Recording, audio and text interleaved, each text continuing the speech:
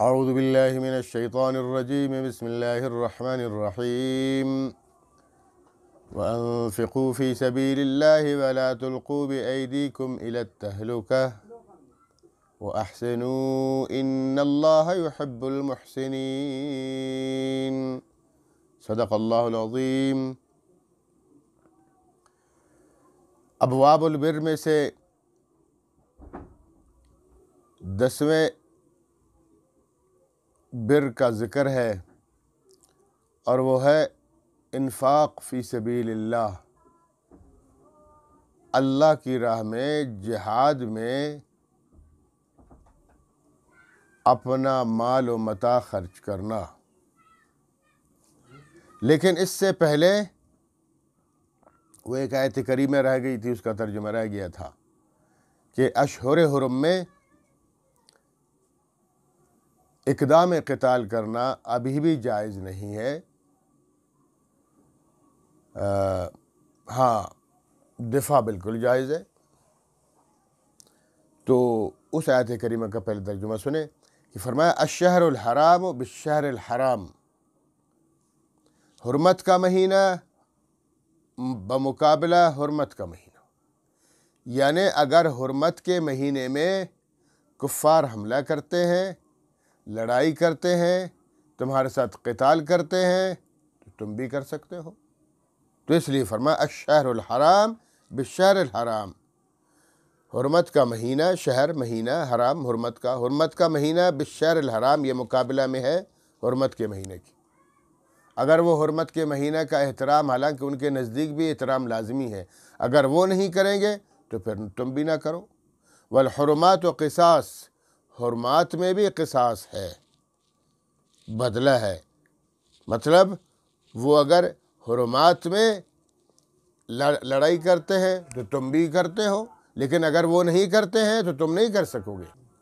یہ جو 4 مہینے ہیں، ذوالقعدہ، ذی الحجہ، محرم، لگاتار یہ 3 مہینے، اور پھر رجب المرجب، یہ اسلام میں اور اسلام سے پہلے بھی حرمت کے مہینے کہلاتے تھے۔ اسلام میں بھی ان کی حرمت باقی ہے۔ کچھ علماء فرماتے ہیں کہ یہ حکم منسوخ ہو گیا ہے، لیکن بہت سے علماء کہتے ہیں کہ دیکھیں ابھی بھی اللہ تعالیٰ فرماتے ہیں کہ تم اگر وہ لڑائی کریں گے تو تم کرو، نہیں تو نہ کرو۔ تو مطلب یہ ہے کہ حرمت باقی ہے، ٹھیک ہے کہ فرضیت اس کی ختم ہو گئی ہے، لیکن حرمت ابھی بھی باقی ہے۔ اس لیے فرمایا الشہر الحرام بالشہر الحرام، حرمت کا مہینہ بمقابل حرمت کا مہینہ۔ اگر وہ حرمت کے مہینے میں بے احترامی کریں گے تو تم چونکہ دفاع کر رہے ہو تو پھر تمہیں اجازت ہے۔ والحرمات و قصاص، اور حرمات میں بھی قصاص ہے، وہ حرمات میں عملہ کریں گے تو تم بھی حرمات والے مہینے، احترام والے مہینوں میں بدلہ لے سکتے ہو۔ فَمَنِ اعْتَدَىٰ عَلَيْكُمْ فَاعْتَدُوا عَلَيْهِ، جو تم پر زیادتی کرتا ہے، تو من جو شخص اعتداء علیکم، اعتداء حد سے گزرتا ہے، زیادتی کرتا ہے علیکم تم لوگوں پر، تو فَاعْتَدُوا تم بھی زیادتی کرو علیہ اس پر۔ جو تم پر زیادتی کرے گا تم بھی اس پر زیادتی کر سکتے ہو، لیکن کتنی زیادتی کرو؟ بِمِثْلِ مَا اعْتَدَىٰ عَلَيْكُمْ، اتنی زیادتی جتنی انہوں نے کی ہے، بِمِثْل برابر، ما اعتدا جتنی زیادتی ہوئی علیکم تم پر، جتنی زیادتی تم لوگوں پر ہوئی ہے تم لوگوں نے بھی برابر اتنی زیادتی کرنی ہے، اس سے بڑھنا نہیں ہے۔ اس سے بڑھ جاؤ گے تو پھر حد سے گزرنے والے بن جاؤ گے، اور حد سے گزرنے والے اللہ کو پسند نہیں ہے۔ تو اس لیے فرمایا واتقوا اللہ، اللہ سے ڈرو، اللہ کے احکامات کے مطابق چلو، اللہ سے ڈرو۔ وَاعْلَمُوا، اور جان رکھو، ان اللہ مع المتقین، یقیناً اللہ پاک ساتھ ہے متقین کے، اللہ متقین کے ساتھ ہے، اللہ پرہیزگاروں کے ساتھ ہے، اللہ بچنے والوں کے ساتھ ہے۔ جو اللہ کی نافرمانی سے بچ جائے گا اللہ اسی کے ساتھ ہے، جو اللہ کی نافرمانی کر بیٹھے گا اللہ اس کے ساتھ نہیں ہے، اللہ کی مدد اس کے ساتھ نہیں ہے۔ تو یہ تو بات ہو گئی۔ اب اگلا حکم جو میں پہلے عرض کر چکا وہ یہ ہے کہ وَأَنفِقُوا فِي سَبِيلِ اللَّهِ، اللہ کی راہ میں جہاد کرو۔ علماء کرام فرماتے ہیں کہ دیکھیں، ایک تو جہاد کے علاوہ اپنے ہر شخص کے لیے اللہ رب العالمین نے فرض قرار دیا زکوٰۃ کو۔ زکوٰۃ فرض ہے، نماز، روزہ، حج وغیرہ کی طرح روزہ بھی فرض، زکوٰۃ بھی فرض ہے، لیکن یہ مالی عبادت ہے، تو مالی عبادت میں فرض صرف زکوٰۃ ہے، لیکن اس کے ساتھ کچھ احکامات کبھی کبھار ایسے آ جاتے ہیں، یہ تو سال میں ایک دفعہ فرض ہے، پورے سال میں آپ نے اپنے مال کی زکوٰۃ ادا کرنی ہے، یہ تو فرض ہے۔ لیکن اس کے علاوہ بھی علماء کرام فرماتے ہیں کہ آپ کے مال میں بسا اوقات فرضیت اور بھی آ جاتی ہے، صدقے کی صورت میں، خیرات کی صورت میں، ہدیہ کی صورت میں، ٹھیک ہے، چندے کی صورت میں، وہ بھی فرض کیا مثلا دیکھیں ایک محلہ ہے، اس محلے میں کوئی مسجد نہیں، بہت سارے مسلمان رہتے ہیں، مسجد کوئی نہیں ہے، تو سب پر فرض ہے کہ یہاں کیا کریں، کوئی مسجد بنا لیں۔ پہلے مخیر حضرات پر فرض ہے کہ بھئی ان کو اللہ نے طاقت عطا کی ہے، دولت دی ہے، روزی دی ہے، تو پھر اپنی دولت کو لگائے اللہ کی راہ میں، مسجد بنا لے تاکہ لوگ اس میں نماز پڑھیں، ہے بھی ثواب کا کام۔ اگر وہ نہیں کرتے ہیں تو پھر تمام مسلمانوں پر لازم ہے کہ وہ چندہ کر کے اپنے لیے مسجد بنا لے۔ پانی کا مسئلہ ہے، پورا محلہ ہے اور پانی ہے ہی نہیں، تو وہاں کھدائی کرے، ٹیوب ویل لگا لے، تو چندہ کرے، تو یہ بھی ہے۔ تو ایسی چیزوں کے لیے پل ہے، مثال کے طور پر ابھی یہاں سے بڑا سا نالا ہے اور یہاں پل نہیں ہے، لوگ پھنسے ہوئے ہیں، تو یہاں ایک پل بنا لیں، اور گورنمنٹ نہیں بناتی، مخیر اجرات نہیں بناتے، تو پھر وہاں کے لوگوں کے لیے لازمی ہے کہ وہ خود چندہ کر کے بنا لے۔ تو بسا اوقات زکوٰۃ کے علاوہ بھی ایسی چیزیں ہوتی ہیں کہ وہ فرض کی صورت میں آ سکتی ہیں، جیسے اس طرح کی چیزیں ہیں۔ تو اسی طرح جہاد بھی ہے کہ جہاد میں بھی اللہ کی راہ میں خرچ کرنا، یہ بھی فرائض میں ہے زکوٰۃ کے علاوہ۔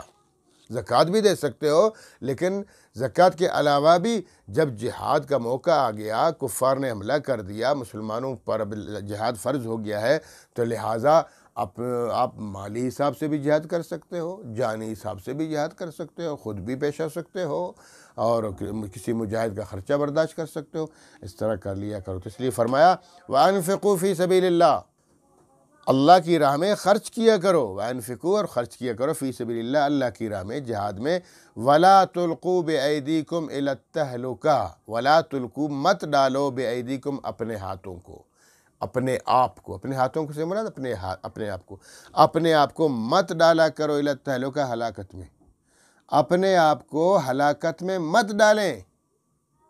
کیا مطلب ہے؟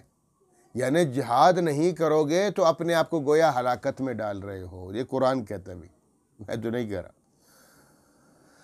جہاد نہ کرنا، ترک جہاد کرنا، یہ اپنے آپ کو ہلاکت میں ڈالنے کے مترادف ہے۔ آج پوری دنیا میں مسلمانوں نے جہاد کو چھوڑ دیا، اس لیے ہلاکت میں پڑے ہوئے ہیں۔ دیکھیں کشمیر میں کیا ہو گیا، مسلمانوں پہ کتنا ظلم ہوا، اور کشمیر کا سودا کر دیا ہمارے حکمرانوں نے۔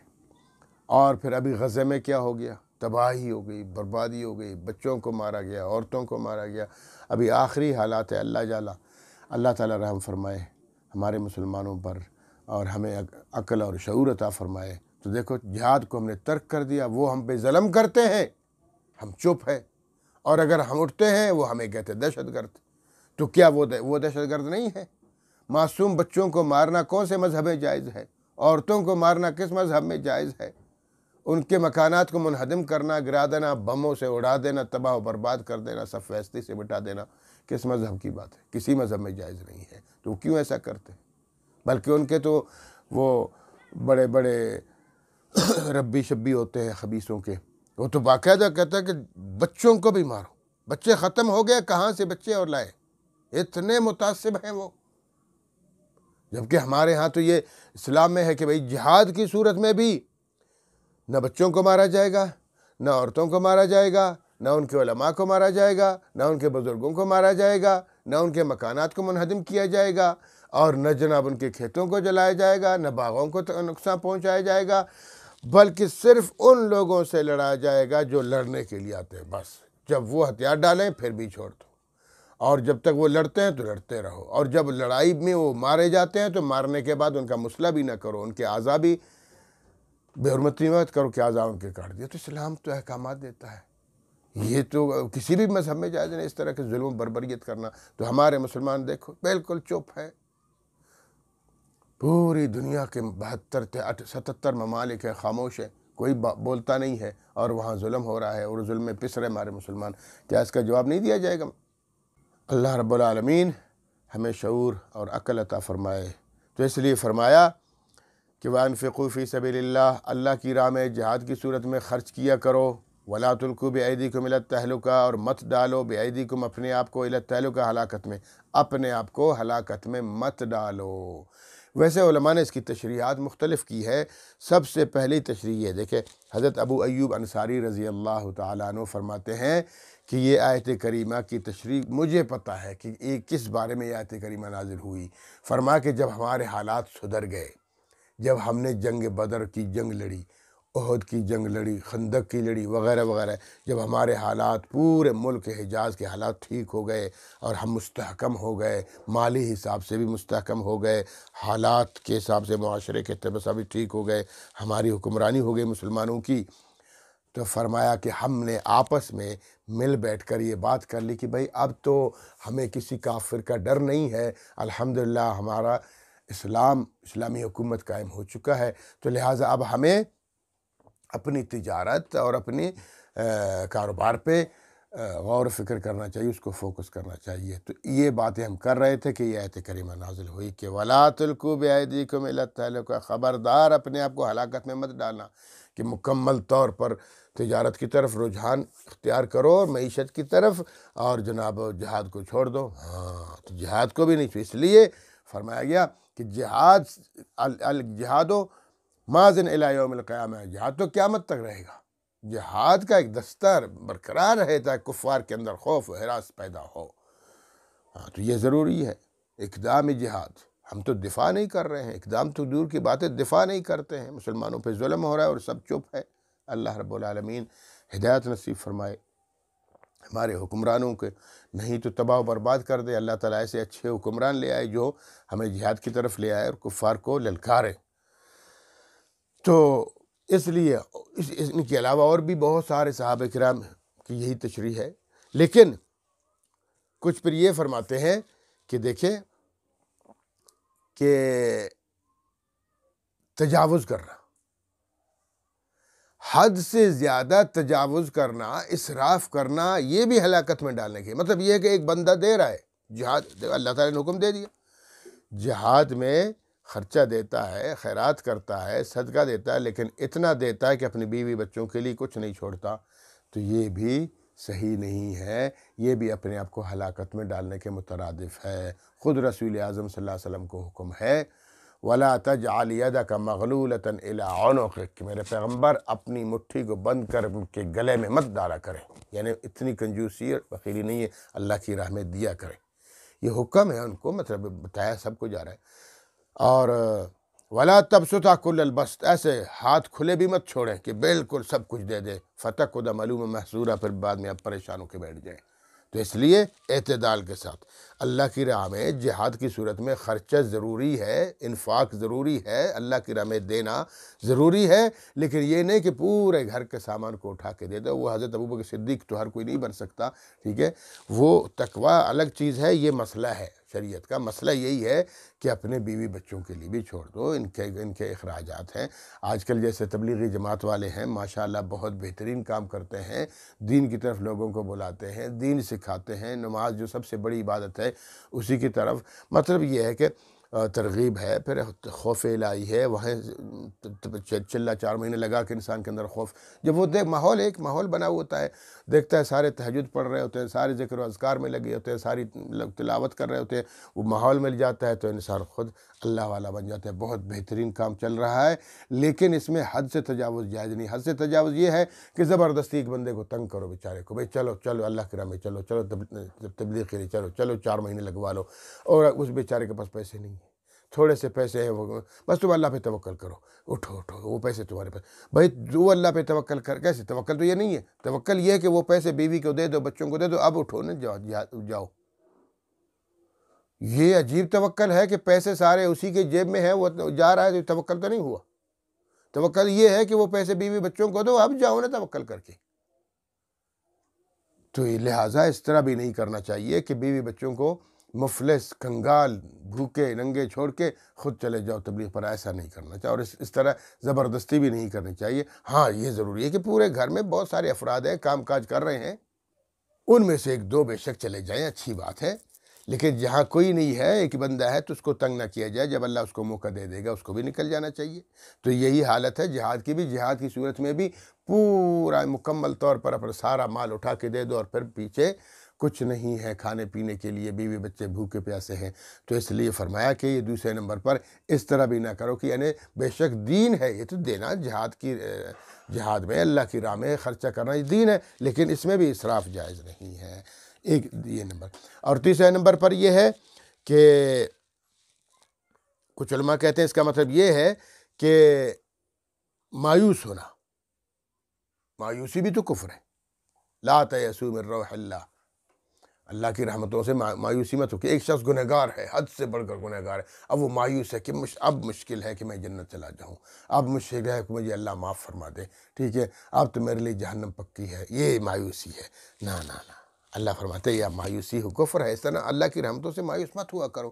اب آؤ، چھوڑ دو اپنے سارے پچھلی زندگی، گندی زندگی، آؤ لائن پر آؤ، اسلام پہ آؤ، توبہ کرو، اللہ معاف کر دے گا۔ یا مثال کے طور پر ایک شخص مفلس ہو گیا، غریب ہو گیا، قرضدار ہو گیا، بس جناب اب مایوس ہو گیا، اب مشکل ہے کہ میں سدھر جاؤں، اب مشکل ہے کہ میرے حالات سدھر جائیں اور پھر میرے پاس پیسہ ہو اور میں بھی اپنی زندگی صحیح معنوں کے ساتھ مایوس ہو کے بیٹھ گیا اللہ کی رحمتوں سے، تو یہ بھی کفر، ایسا نہیں ہونا چاہیے۔ یا مجھ سے بیماریاں آ گئیں، پریشانیاں ہیں، بیماریاں ہیں، بس ابھی مایوس ہو گیا کہ بس اب مشکل ہے، اب میرا سدھرنا مشکل ہے، بیماریوں سے چھٹکارا مشکل ہے، تو یہ بھی نا امید ہے۔ اللہ کی رحمتوں سے کبھی مایوس نہ ہونا، بالکل کسی صورت۔ اللہ کسی بھی وقت انسان کی کایا پلٹ سکتا ہے، تو لہٰذا دعائیں کیا کرے، اللہ کو یاد کرے، مایوس نہ ہو۔ تو کچھ علماء کہتے ہیں کہ یہاں سے مراد ہے کہ اپنے آپ کو ہلاکت میں ڈالنے سے مراد یہی ہے کہ مایوس مت ہونا، مایوسی کفر ہے۔ اور چوتھے نمبر پر یہ بھی ہے کہ اقدام جہاد، اقدامی صورت میں مسلمانوں کی حالت کمزور ہے، ابتر ہے، خراب ہے، نہ ان کی معیشت ٹھیک ہے، نہ ان کی معاشرت صحیح ہے، نہ ان کے پاس ٹریننگ ہے، نہ ان کے پاس جہادی تربیت ہے، کچھ بھی نہیں ہے۔ بس جناب علماء کہتے ہیں اٹھو جہاد کے لیے چلو، بس لوگوں کو بھیجتے ہیں اور پھر وہاں وہ تو سارے ٹرینڈ ہے اور تربیت ہے، وہ مار دیں گے سب کو، تو اسی صورت میں بھی جائز نہیں۔ ہاں پہلے تیاری کرو اپنی سب کچھ، یہ بھی اقدامی صورت میں، لیکن دفاعی صورت میں پھر تو ہر صورت جہاد لازمی ہے۔ تو لہٰذا تو یہ چار چیزیں ہیں، تو اس سے فرمایا وَأَنفِقُوا فِي سَبِيلِ اللَّهِ، اور اللہ کی راہ میں خرچ کیا کرو، جہاد کی صورت میں مال دے دو تاکہ تمہاری پاور بن جائے اور تم سے روب میں پڑ جائے کفار، اور وہ ان کو جرأت نہ ہو کہ تمہاری طرف آنکھ اٹھا لے۔ وَلَا تُلْقُوا بِأَيْدِيكُمْ إِلَى التَّهْلُكَةِ، اپنے آپ کو ہلاکت میں مت ڈالو کہ تم آرام سے بیٹھے ہوئے ہو، چپ بیٹھے ہو اور کفار تم پر حملہ کرتے ہیں اور تمہیں ختم کرتے ہیں، جو اپنے آپ کو ہلاکت میں ڈالنے والی بات ہے۔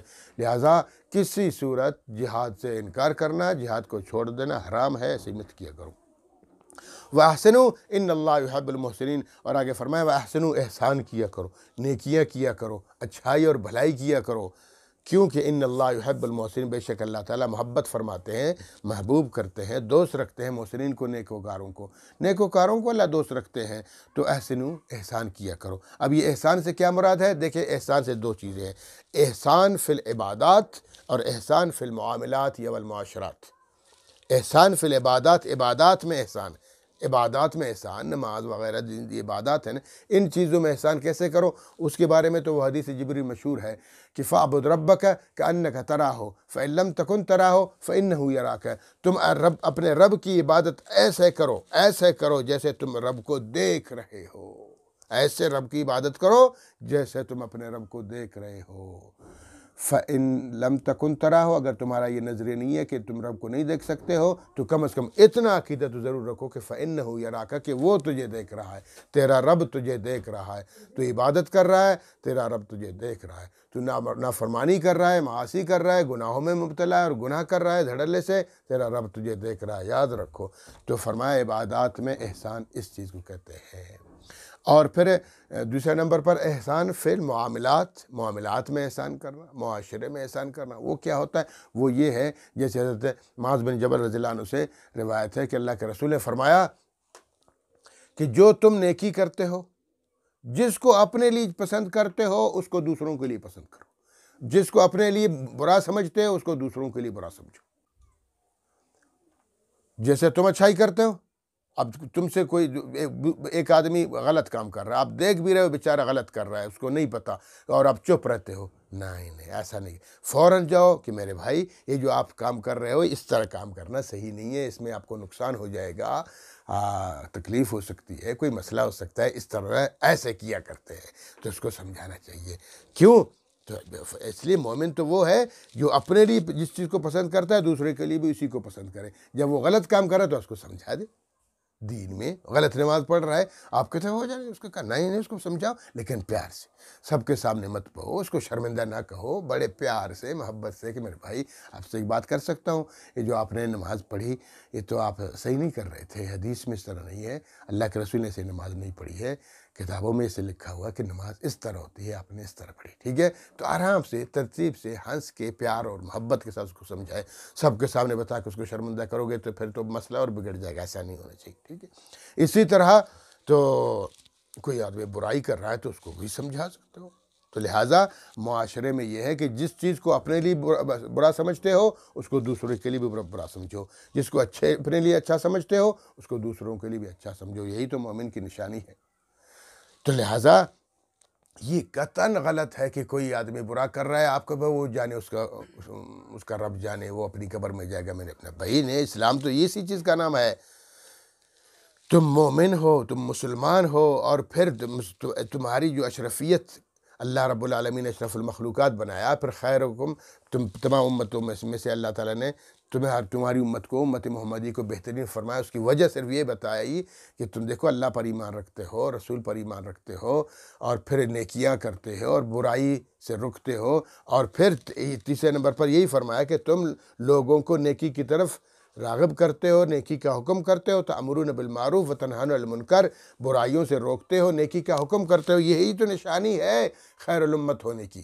اگر تم یہ نشانی تمہارے اندر نہیں ہے تو تم خیر الامت نہیں ہو، بلکہ اللہ کے رسول نے تو یہاں تک فرمایا کہ ایک شخص کسی کو روکتا ہے، بل روکنا چاہیے نا، فرمایا پہلے ہاتھ سے روکو، زبردستی روکو اس کو غلط کام سے، اور اگر اتنی طاقت تمہارے اندر نہیں کہ ہاتھ سے روکو، پھر زبان سے روک دو، اور فرمایا کہ اگر تم زبان سے بھی نہیں روک سکتے تو کم از کم دل میں تو برا سمجھو، اور فرمایا یہ دل میں برا سمجھنا بھی ذالک اضعف الایمان، ایمان کی کمزور ترین حالت ہے۔ یہ ہم تو دل میں کیا تو ہم خوش ہو رہے ہیں کہ وہ غلط کر رہے ہیں، نہیں، تو اس لیے فرمایا کہ نیکی کیا کرو، احسان کیا کرو، واحسنوا ان اللہ یحب المحسنین، بے شک اللہ تعالیٰ محبوب فرماتے ہیں، محبت فرماتے ہیں، دوست فرماتے ہیں محسنین کو، نیکوکاروں کو۔ اللہ رب العالمین ہمیں بھی محسن بنائے۔ وآخر دعوانا ان الحمد للہ رب العالمین۔